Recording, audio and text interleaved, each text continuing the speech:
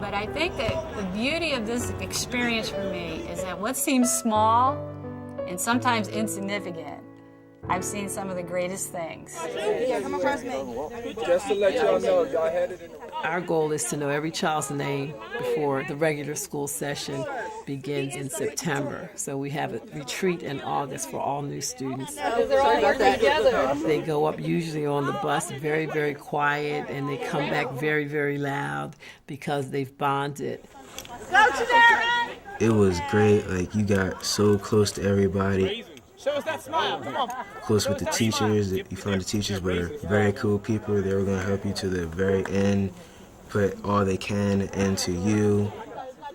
They work in groups. They have team building activities. We went out camping, had s'mores, told stories, sang songs. Only bad part was going to bed, but, you know. One overnight experience tells us so much about each student, and I'm sure they learn about us.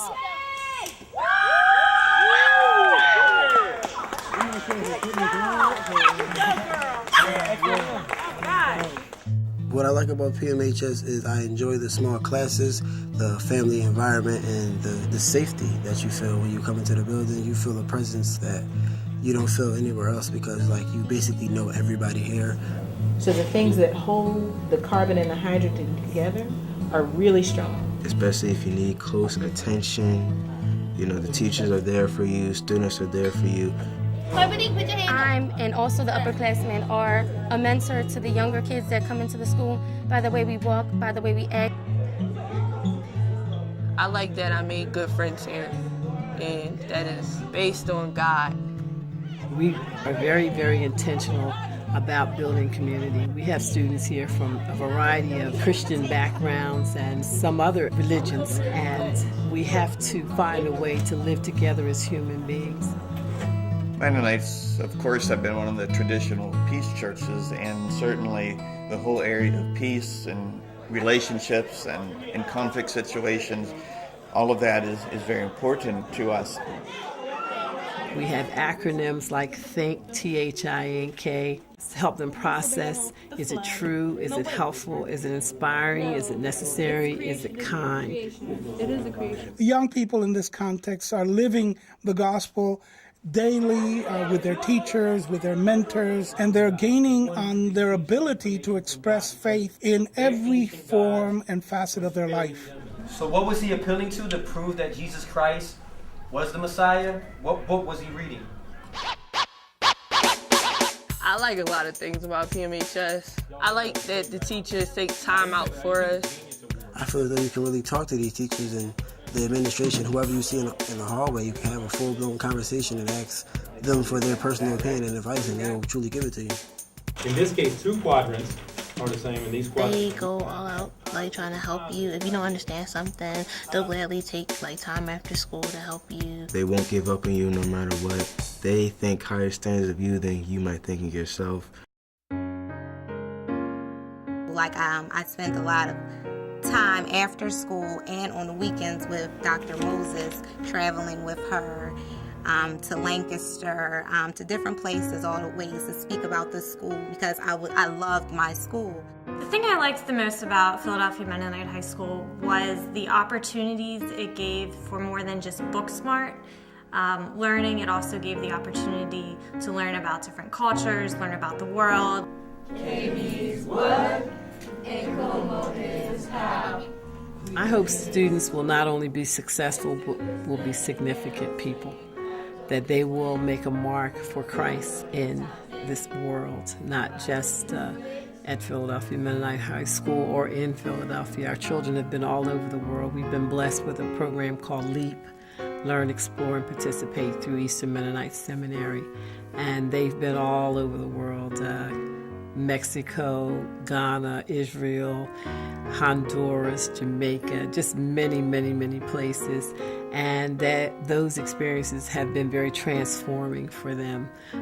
They're just different kids when they come back. Now you see that? Take a look at that. I want to be able to demonstrate through an active Christian dialogue, worldview, critical thinking, that when you're a Christian, you are engaged fully in the world.